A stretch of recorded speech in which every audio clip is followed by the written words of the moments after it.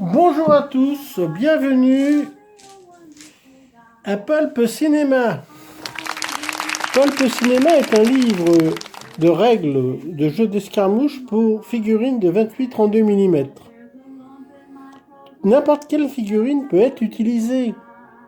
Donc sortez les figurines de votre placard et jouez à Pulp Cinéma. Nous allons voir maintenant que contient ce livre de règles.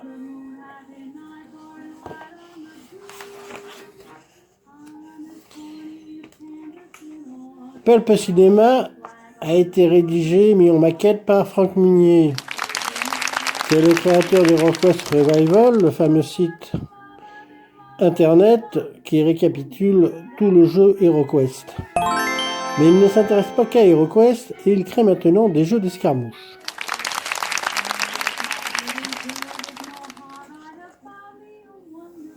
Après avoir introduit le jeu et fait son ouverture, nous nous intéressons maintenant au matériel de Pulp Cinéma. Que faut-il pour jouer? Il vous faut bien sûr des figurines. Figurines de 28-32 mm, comme je vous l'ai dit précédemment. Et on jouera dans ce jeu en WYSIWYG. Vous jouez avec ce que vous voyez. Ainsi, cette figurine tient un pistolet et une épée. Donc elle sera armée d'un pistolet et d'une épée dans le jeu, avec éventuellement une armure. Il vous faut aussi des fiches et des cartes. Les fiches sont à découper, à scanner et à découper, mais sinon tous les fichiers sont disponibles sur HeroQuest Revival. Vous avez les fameuses cartes clap qui vous permettent de réaliser des bonus ou des malus d'action. Il vous faut également des cartes péril imminent qui invitent à faire des surprises dans le jeu. Il vous faut des cartes civiles qui vous aideront dans vos quêtes. Et il vous faut aussi des cartes monstres qui représenteront des factions ennemies qui protégeront les objectifs. Ici, par exemple, excusez-moi, une carte zombie. Enfin, différents objectifs personnalisés par des jetons. Et enfin, des pions caméra, car nous jouons au cinéma. Et dans tout bon film cinématographique, il faut des caméras. Voilà. Ensuite, le terrain de jeu sera de 90 sur 90 cm ou de 1m20 de 1m20 selon votre convenance. Il vous faudra également une poignée de dés, essentiellement des D6, rouge pour les points de vie, blanc pour les actions. Attaquons le premier chapitre, caractéristiques des figurines, les règles générales. Les figurines ont 7 caractéristiques: le talent, le combat, la débrouillardise, la vie, le mouvement, la résistance et la chance. Le talent permet de déterminer le nombre d'actions que pourra accomplir une figurine lors de son tour de jouer. C'est très simple. Lorsqu'une figurine qui a un talent de 4 peut lancer 4 dés de talent. Donc elle lance ses dés. Toute réussite de 4 ou plus provoque une action. Un reliquat de dés faisant 4, par exemple 2 et 3, 3 et 1 égale 4, réalise également une action. Ainsi, lorsque le joueur lance les dés, là il fait une action, 2 actions, là 0, et là il peut effectivement faire une action, mais en même temps avec le 6, activer une nouvelle figurine. Éventuellement déclencher un pouvoir de faction, mais nous en reviendrons plus tard.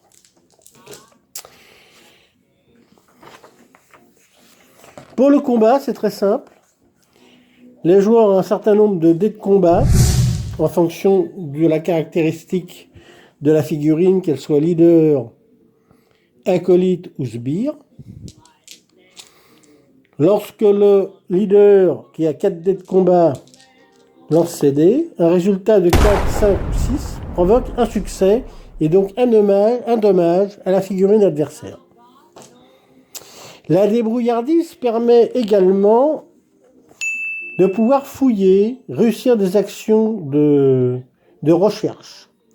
Donc, dans ce cas, la figurine lance un dé, et si le résultat du dé est égal ou supérieur à la débrouillardise, eh bien l'action est réussie. Le mouvement indique le nombre de centimètres que la figurine peut effectuer en se déplaçant. La vie permet donc de survivre dans la partie, à savoir qu'une figurine qui a 0 point de vie est KO. Toutes les figurines ont 6 points de vie, excepté quelques monstres qui ont quelquefois la particularité d'avoir plus de 6 points de vie. Lorsqu'un personnage est blessé, on posera un dé rouge à côté d'elle, indiquant donc le nombre de blessures qu'elle possède lorsqu'elle joue. La résistance, c'est la valeur généralement de 2 points qui indique le nombre de dés à 6 faces que la figurine peut lancer quand elle se défend. Un résultat de 5 ou 6 permet d'annuler une blessure. La chance permet également d'assurer soit le talent, en lançant donc un dé de talent, en relançant un dé de talent, d'assurer la résistance de la figurine, en ajoutant un dé de résistance, ou de sécuriser une fouille si le jet de débrouillardise a été raté dès le départ. Enfin, de recharger une arme qui n'a plus de munitions gratuitement. Donc cela économise une action. En fonction des résultats du jet de talent, il y aura donc plusieurs bonus en fonction du nombre de 6 qu'on obtient lorsqu'on veut activer une nouvelle figurine. Pour 1 6, 2 6, 3 6 ou 4 6, on peut relancer donc, on peut déclencher soit un pouvoir pour la figurine, mais également prendre plusieurs cartes clap en supplément lors de son tour de jouer ou récupérer des points de vie. Le tour de jeu est très simple. L'initiative consiste tout simplement que chaque joueur lance un dé, le plus haut résultat commence. On donnera donc un tour lorsqu'un joueur active une ou plusieurs figurines. Il faut savoir qu'un joueur ne peut activer que 3 figurines maximum. Un cycle est composé de plusieurs tours. Lorsqu'une figurine qui a eu l'initiative a activé toutes ses figurines, le tour prend fin. Lorsqu'un cycle prend fin, eh bien, on mesure donc, on refait le récapitulatif des blessures, des dommages causés. Les joueurs reprennent des cartes clap et le tour recommence.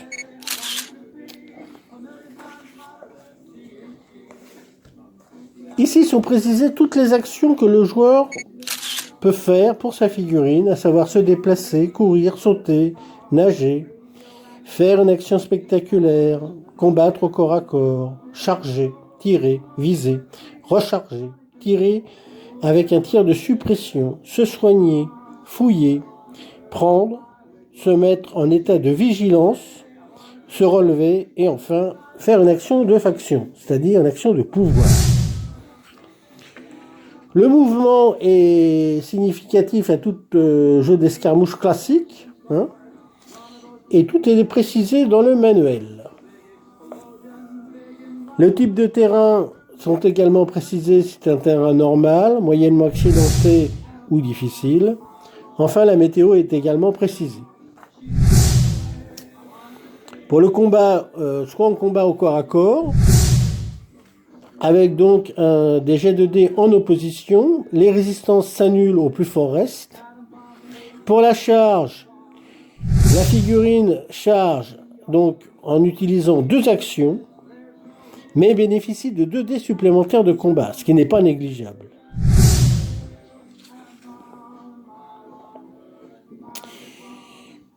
On peut également attaquer au corps à corps et en puissance.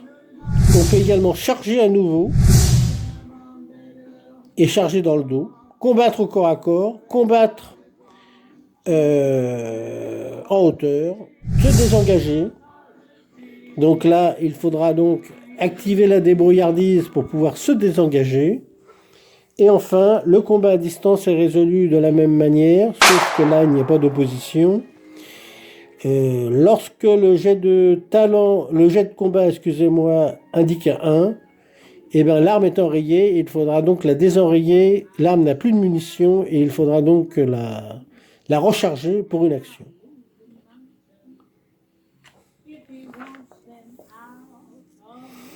La résistance de la cible, on l'a vu, comporte 2 dés. Lorsque le joueur est attaqué, il lance les 2 dés pour sa figurine. S'il obtient 5 ou 6 sur son jet de dés, il annule une ou plusieurs blessures. L'action se jeter à terre permet à une figurine également de pouvoir se protéger en cas d'attaque. Il faut pour cela que la figurine n'ait pas de blessure ou maximum 2 blessures. Donc elle peut se protéger en se couchant à terre, éventuellement se déplacer vers un décor pour bénéficier de 1 ou 2 couverts. Un tableau récapitulatif explique que l'action se jeter à terre. La figurine, effectivement, peut aussi se soigner, ce qui n'est pas négligeable. Elle peut fouiller, prendre, se relever, se mettre en état de vigilance, c'est-à-dire en état d'alerte, pour interrompre l'action d'une figurine ennemie. Et enfin, donner un ordre de commandement à une figurine, cette action est réservée simplement au leader, qui lui permet d'activer une autre figurine et de lui donner un ordre. Enfin, la phase d'entretien à la fin d'un cycle, lorsque les figurines n'ont plus de points de vie, lorsqu'elles sont KO, jette 3D. Et si elles obtiennent 4 ou plus sur les 3D, la figurine peut se relever. Il y a des règles optionnelles concernant le moral. Le 1 est un échec ou le 6 est explosif, c'est-à-dire que le 6 peut être relancé. Enfin, les pions caméra, qui, lorsqu'ils sont utilisés, voici un pion caméra, permet d'obtenir des bonus ou des malus lorsque la figurine est proche d'elle. Un tableau récapitulatif des bonus-malus concernant les pions caméra est indiqué et en fonction du jet de dés, on lira le texte qui se réfère au résultat du dé. Le moteur de ce jeu cinématographique sont les cartes clap et péril imminent. À savoir que certaines cartes sont marquées retake, c'est-à-dire que la figurine peut refaire toute son activation de départ lorsqu'effectivement une activation n'a pas été réussie vraiment. Et enfin le double take, qui permet donc d'obtenir 2 actions supplémentaires gratuites en utilisant cette carte. Les cartes clap sont de 2 types. Les cartes avec les dés en bas. Cette carte peut être utilisée lorsque la figurine joue à son tour. Et les cartes avec l'éclair, qui est ici, qui permet d'utiliser la carte clap à tout moment, même si la figurine a été activée.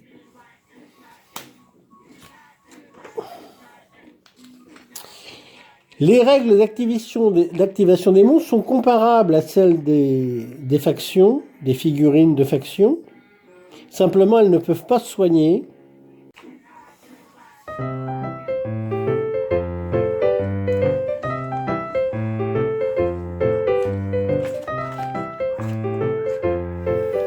Les règles d'activation des monstres sont à peu près les mêmes que celles des figurines de faction. Simplement, les figurines monstres ne peuvent pas se soigner.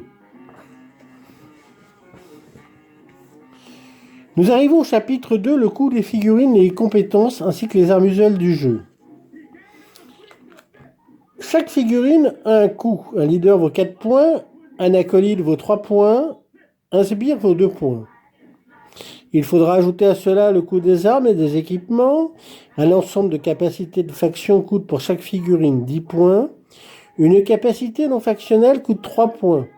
Une faction comporte généralement un leader, 2 ou 3 acolytes ou 2 ou 3 sbires. Le manuel de la règle comprend donc intègre un exemple de faction ainsi que son nombre de points. Voici un exemple de faction concernant des mercenaires. Concernant les compétences de faction, elles sont regroupées à la page 39 du livre.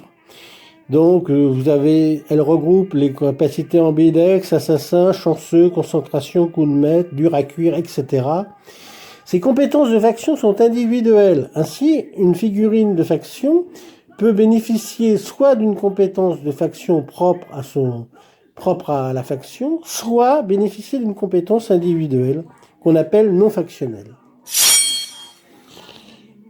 Le tableau général des armes regroupe pour l'ensemble des factions à peu près toutes les armes au corps à corps et toutes les armes de tir que l'on peut rencontrer, avec le nombre de blessures qu'elle occasionne, la portée moyenne, courte ou longue, et ainsi que les capacités spéciales.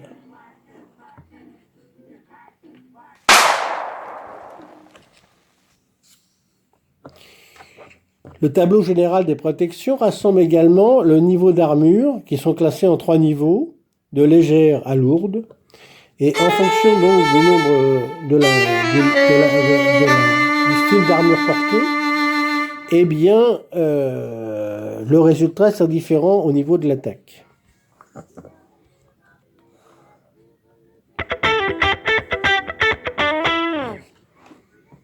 Pulp Cinéma peut se jouer dans n'importe quel univers. À l'ouest, science-fiction, mafia, horreur, médiéval ou héroïque fantasy. Pulp Cinéma explore chaque univers. Les factions générales du jeu pour jouer à Pulp Cinéma sont de 6, à savoir les ombres de la nuit, les aventuriers de l'inconnu, les agents de la loi, les savants fous, les as du ciel, la mafia des mystères. Chaque capacité a ses propres pouvoirs. Chaque faction, a ses propres pouvoirs. À savoir, concernant les ombres de la nuit, la faction peut posséder un menton d'ombre, effectuer un assassinat silencieux ou réaliser une évasion spectrale, par exemple. Les aventuriers de l'inconnu, eux, ont le pouvoir d'effectuer un élan d'exploration, être un as de l'ingénierie, être boosté par l'inspiration des anciens. Donc ces 6 factions ont des pouvoirs de factions différents. La faction des agents de la loi possède des cartes qui s'appellent pouvoir gouvernemental. Lors du début d'une partie, la faction choisit 2 cartes parmi 8 qui seront utilisées au cours de la partie pour exercer le pouvoir de faction. Nous arrivons ici aux savants fous, les as du ciel et la mafia des mystères. Vous remarquerez que chaque faction a son historique, ses pouvoirs,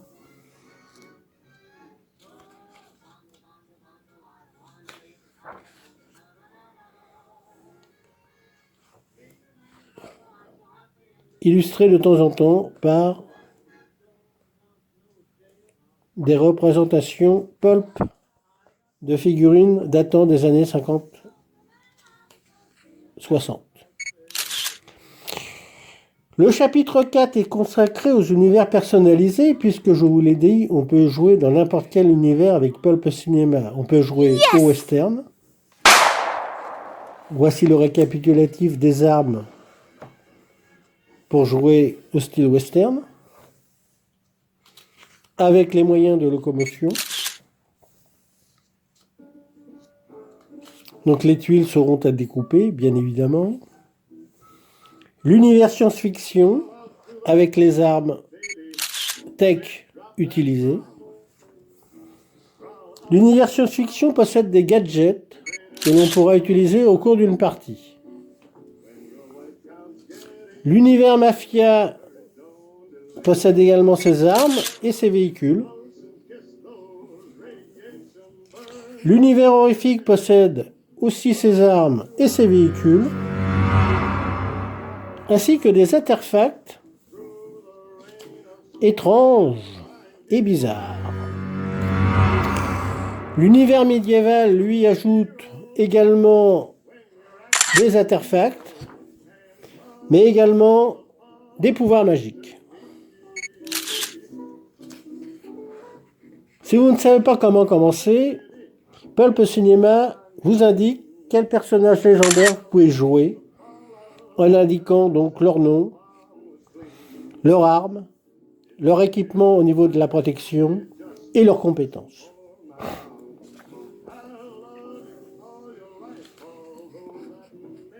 Le chapitre 5 indique les jetons de camp de base, les infiltrations, les différentes phases de jeu et les fameux scénarios. Ainsi qu'un mode de règles. Un mode de règles en mode solo et en campagne. Les jetons camp de base qui sont indiqués ici permettent donc lors du début de partie d'indiquer où commencent les figurines dès le départ du scénario. Des règles d'infiltration permettent d'ajouter des bonus lorsqu'une figurine ennemie arrive dans le camp d'un adversaire. Le déploiement des figurines est expliqué. Enfin, les scénarios sont indiqués avec le fameux mode solo que je vous ai indiqué précédemment. Il y a à peu près 10 scénarios que l'on peut jouer soit en mode solo, soit en coopération, soit en combat direct, c'est-à-dire en adversité avec différentes factions.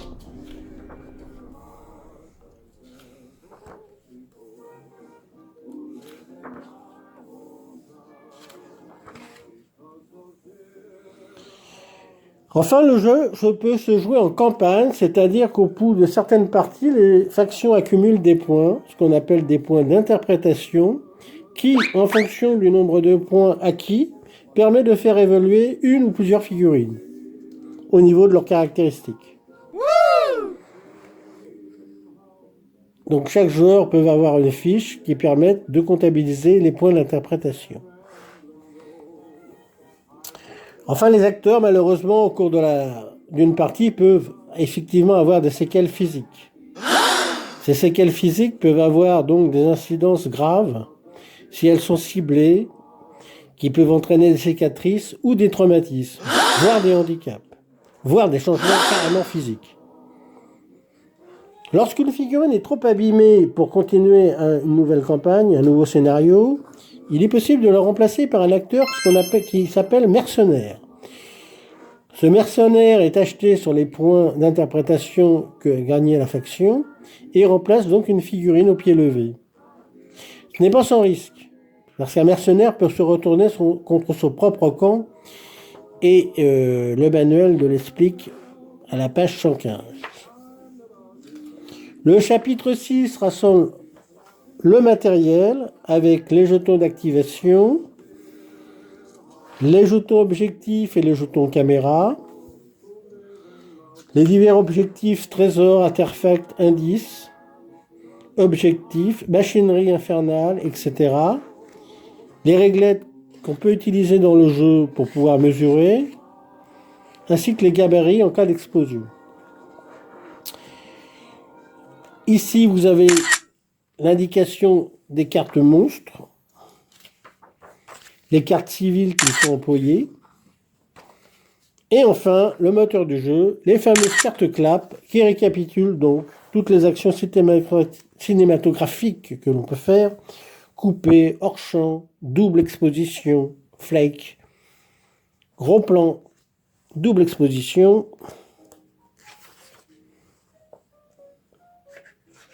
effets spéciaux, double take, retake, recadrage, accéléré, désaveu de la production, où la production est ravie, manque d'argent, succès inopiné du film. Les cartes périls imminents sont en général lancées contre un adversaire avec une carte clap. Elle récapitule soit l'apparition d'un monstre, soit un évanouissement, une léthargie, un piège, l'apparition d'une canicule, d'un trou, d'une expérience qui tourne mal, d'un esprit tourmenté, etc. Carrément, voire même d'une explosion, ce qui est assez grave. Le chapitre 7 résume l'ensemble des règles de Pulp Cinéma, qui vous permet donc de voir où vous en êtes lors d'une partie, et de ne pas pouvoir relire tout le livre. Et enfin, l'épilogue est consacré à l'historique de l'auteur qui a rédigé ce livre. Voilà, donc je vous souhaite de bonnes parties de Pulp Cinéma. Rendez-vous sur Quest Revival si vous voulez avoir les fichiers du jeu pour pouvoir découper les cartes et tout le matériel. Et les prochaines vidéos seront consacrées à quelques parties de Pulp Cinéma. Wow. À bientôt.